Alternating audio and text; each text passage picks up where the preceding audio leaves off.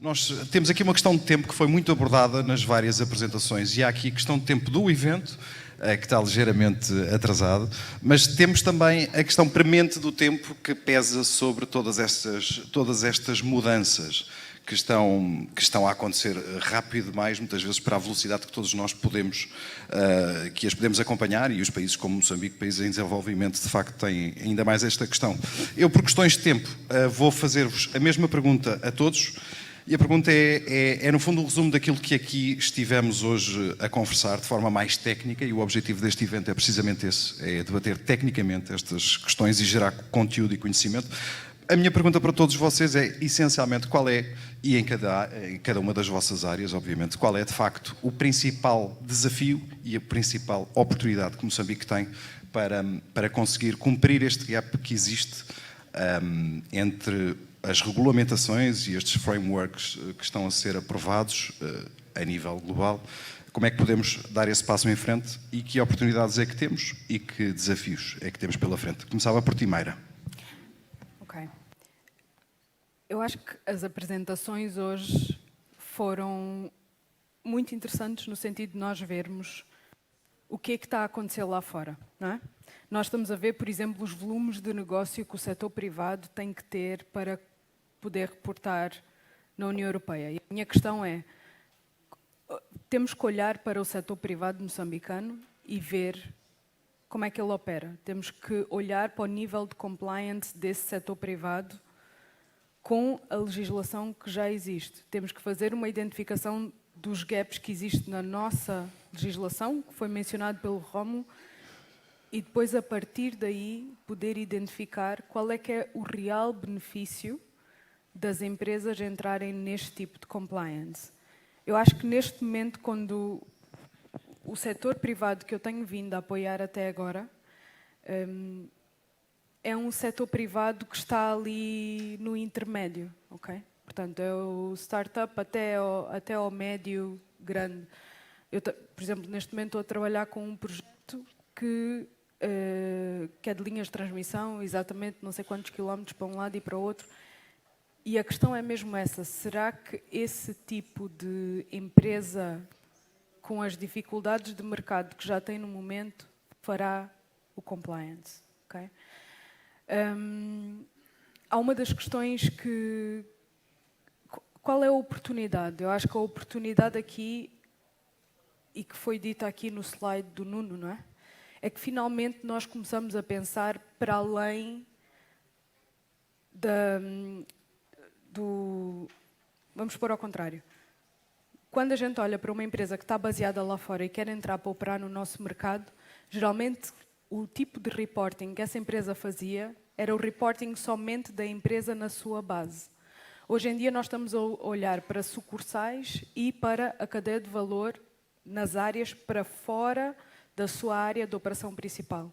Eu acho que é a partir daí que nós vemos os benefícios que isso pode trazer para Moçambique. Portanto, essas empresas que têm os volumes que foram apresentados aqui, como é que elas operam além fronteiras? Eu podia-vos dar exemplos específicos.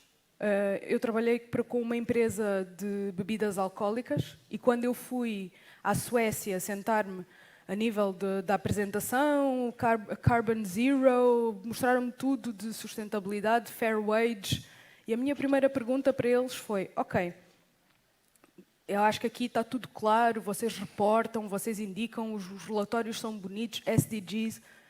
Quando vocês metem as vossas garrafas nas embarcações e elas saem para fora da Suécia, o que é que acontece? E claro que não tivemos resposta. Porque nunca, até aquele momento, a empresa tinha pensado na sua pegada fora da Suécia. E é aí que quando começámos a falar, portanto, a pessoa com quem eu estive na Suécia foi uma das pessoas que esteve no desenho dos SDGs e foi a partir daí que começámos a casar uns com os outros para eles poderem começar a perceber a pegada e como é que eles teriam de tratar, por exemplo, a nível de resíduos, a nível das pessoas que trabalhavam para as empresas fora, etc, etc. E que eu acho que isso é as oportunidades que são trazidas para nós. Pronto, isto é o ponto que eu posso vos dar do trabalho que eu tenho vindo a fazer nesta área. Obrigado, Mayra. Passo para si, Nuno. Ok.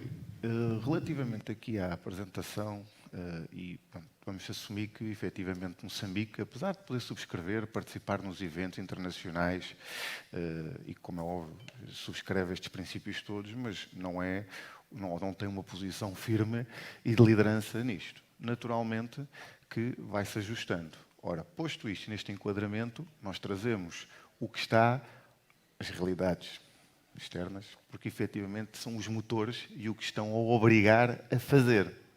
Ora, a melhor oportunidade que vemos aqui é poder, no fundo, assistir a esta realidade e ao que é que está a ser o custo da transformação aos desafios e, naturalmente, que o maior desafio é daqui a algum tempo, quando começar e chegar o momento de Moçambique fazer as suas transposições locais, ter tido uma aprendizagem e conseguir, efetivamente, ter a estrutura, porque é preciso ter a estrutura e os mecanismos, não é só dizer faça-se, para efetivamente poder fazer uma transição suave. Eu vou pegar aqui num exemplo que, e não me interpretem mal, porque naturalmente não tem a relevância das temáticas que a sustentabilidade tem. Mas, por exemplo, o que foram os modelos de relato financeiro, que aqui há quase 10 anos foram aqui efetivamente uma ruptura. Moçambique seguiu efetivamente e transpôs para a sua realidade, com ajustamentos graduais, o que foram as decisões dos grandes blocos. Mais uma vez, a Europa com os FRS e os Estados Unidos com o S-GAP. Mas efetivamente foi, e hoje temos uma prática que efetivamente é toda quase de relato IFRS, mas a adaptação foi gradual e não foi, naturalmente, com uma posição de liderança de Moçambique. E o que estamos aqui, ou que estimamos, ou que possa ser aqui, é, naturalmente, com importâncias distintas, porque estamos a falar aqui das gerações futuras, condições do mundo, é efetivamente fazer algo, se calhar, e aproveitar o que vai ser esta aprendizagem e este processo de países mais à frente. Porque poder decidir fazê-lo também é preciso ter condições para o fazer. E não pode. E esse é o maior desafio também. Obrigado, Nuno. Fanil, por favor.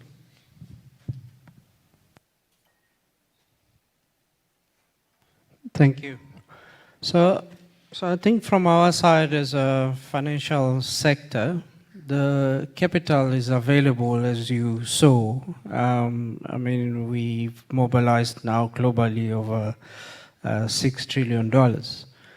Then the question is, what does the enabling environment in Mozambique need to look like to access that capital?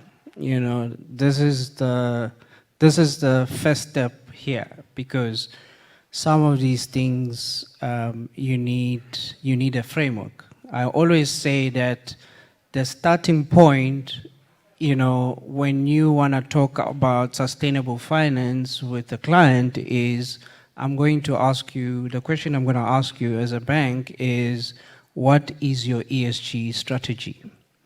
Because that's where we need to work from, you know. Once I understand your ESG strategy, then I can support you to walk the journey, you know, to embed the KPIs, the targets, and so on, and make sure that they are material enough to have an impact. Because otherwise we end up with the greenwashing debate again, you know. So it's important that companies, small, big, they have an ESG strategy in place. And the other challenge we see with some of our clients in this market is they don't have the support, people that can support them, consultants that can help them put these strategies in place. So they need someone to hold their hand to say, this is what an ESG strategy looks like. These are the relevant focus areas for you in whatever sector you operate in.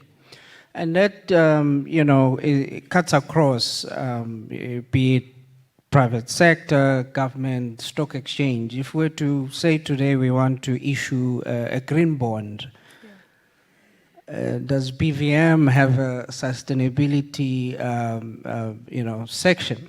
You know, what does the framework look like? You know, it's not just issuing a bond and calling it a green bond. You know, it needs to be within or under guidelines of a framework. You know, so I think that's where the focus needs to be.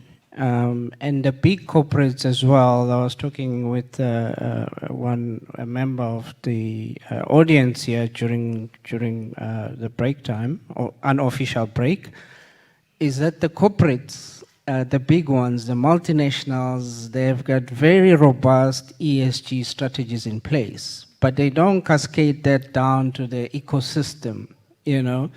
And what's going to happen is in couple of years' time, the smaller medium enterprises are going to be forced to respond overnight to the demands of ESG, you know. So I think the corporates also have to work with their ecosystem and the smaller enterprises to support them walk the journey as well. Thank you. Fanil, a mesma pergunta aqui para o Rómulo, em jeito de notas finais e de forma muito breve, pedia-vos esse exercício de síntese, aqui os principais, falou de alguns deles, o principal desafio e a principal oportunidade de Moçambique em tudo isto, Rómulo.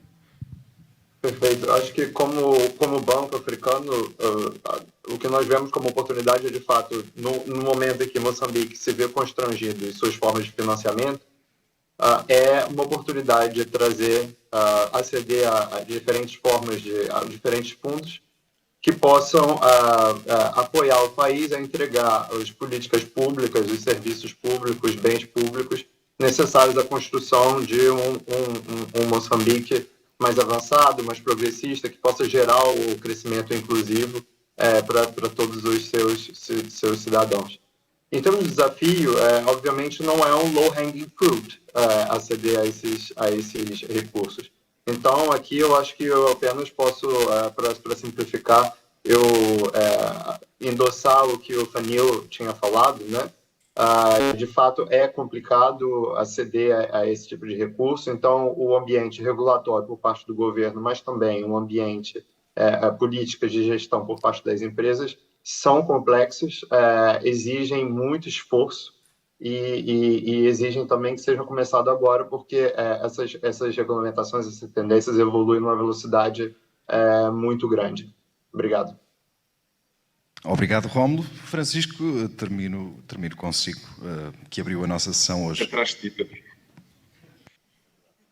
Acho que estamos todos muito alinhados nas intervenções e naquilo que são os desafios e as oportunidades. E pegando também um pouco naquilo que foi a intervenção do Fanil, referir que, efetivamente, o maior desafio que considero e o nosso foco da Stravil é muito no apoio às organizações, e estamos também aqui para isso, para dar essa mão que o Fanil tinha referido. No desenvolvimento, nós não lhe chamamos ESG Strategy, então a designação que temos adotado é de agenda de sustentabilidade das organizações, e o roteiro realmente para que haja aqui um trabalho, caso haja uma estratégia bem definida, que haja um caminho bem definido por parte dessas organizações, para depois então, e para aproveitar a oportunidade que estamos todos também a referir, as empresas terem tudo aquilo que é preciso para depois poderem aceder a estes instrumentos de financiamento sustentável que estão disponíveis no mercado. Já percebemos que existe apetência para os mesmos, cada vez mais os bancos e os fundos de investimento vão querer procurar realmente projetos e organizações nas quais possam alocar os seus fundos. É preciso que as organizações façam o seu trabalho de casa, que tenham realmente todas as condições para depois poderem aceder aos mesmos. Já temos feito esse caminho com alguns dos nossos clientes em Portugal e, no fundo, realmente aquilo que mais desejamos neste momento é também poder começar esse caminho com as empresas moçambicanas para que elas então possam aceder a estes fundos e que isso seja o contributo que elas precisam para realmente dar aqui um salto qualitativo e contribuir para o desenvolvimento sustentável do país. Obrigado, Francisco. Nós tínhamos aqui previstas algumas perguntas da parte da assistência. Nós estamos, de facto, aqui com um atraso de tempo e pedia-vos essa atenção para que não o fizéssemos. No entanto, poderão, obviamente, contactar e falar com as pessoas que aqui estiveram, através de nós ou diretamente, e aceder também às apresentações que aqui foram feitas.